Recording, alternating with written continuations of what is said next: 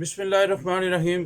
दोस्तों, 2 दिन की मसरूफ़ियत के बाद आपकी खिदमत में हाज़िर हुआ हूँ।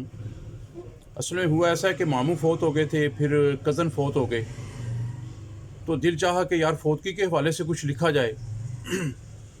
तो लिखा है कि मैनू खूब नवा धवा दिता, सुरमा अखियां दे विच पा दिता। मैनू खूब नवा धवा दिता, सुरमा अखियां दे विच पा दिता, ते जोड़ा सोहना सफेद पवा मैनू मंजा वेड़े दे विच ढा दिता। ते मेरे सकियां यारां चुक मैनू मंजे उत्ते मैनू लटा दिता, ते कुछ मावां भैणां बैठ लागे विरद कुरान दा मैनू सुना दिता। ते वक्त थोड़ा ही गुजरिया सी अरशद, कुछ यारां रौला पा दिता। छेती करो चुको मैयत नू, बच्चे भुखियां कहर मचा दिता। ते मैनू चुकिया चार सजना ने, ते मैनू चुकिया चार सजना ने, मावां भैणां रौला पा दिता। घर उजड़ गया ई मां सदके, घर उजड़ गया ई मां सदके, हथी अपनियां कबर च पा दिता। ते वक्त थोड़ा ही गुजरिया सी अरशद, खुशियां फिर अपना रंग विखा दिता। ਇਹ ਹੁੰਦਾ ਨਾ ਕਿ 2-4 ਦਿਨ ਤੋਂ ਬਾਅਦ ਹੀ ਫਿਰ ਇਨਸਾਨ ਉਸੇ ਤਰ੍ਹਾਂ ਹੀ ਦੁਨੀਆ ਦੀ ਰੌਣਕਾਂ 'ਚ ਲੱਗ ਜਾਂਦਾ। ਤੇ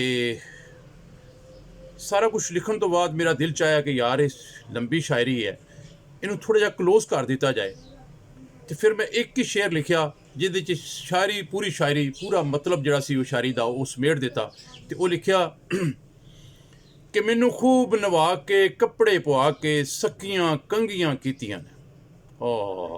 ਮੈਨੂੰ ਖੂਬ ਨਵਾ ਕੇ ਕੱਪੜੇ ਪਵਾ ਕੇ ਸਕੀਆਂ ਕੰਘੀਆਂ ਕੀਤੀਆਂ ਨੇ, ਤੇ ਮੈਨੂੰ ਚੁੱਕ ਕੇ ਚਾਰ ਕਹਾਰਾਂ ਨੇ ਕੀ खूब आवाज़ां दित्तियां ने, कलमाए शहादत।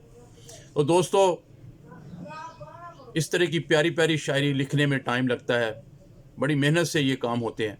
तो आपका सिर्फ 1 सेकंड का काम है, इसे सब्सक्राइब करें, लाइक करें, शेयर करें, ताकि इस तरह की खूबसूरत शायरी बाकी दोस्तों के पास भी पहुंच सके और आपके पास भी टाइम से पहुंच जाए। इंशाअल्लाह ताला नेक्स्ट वीडियो तक आपसे इजाज़त चाहता हूँ। आपका भाई, आपका दोस्त अरशद महमूद लोधी। सब्सक्राइब करना ना भूलिएगा। Thank you. अल्लाह हाफिज़।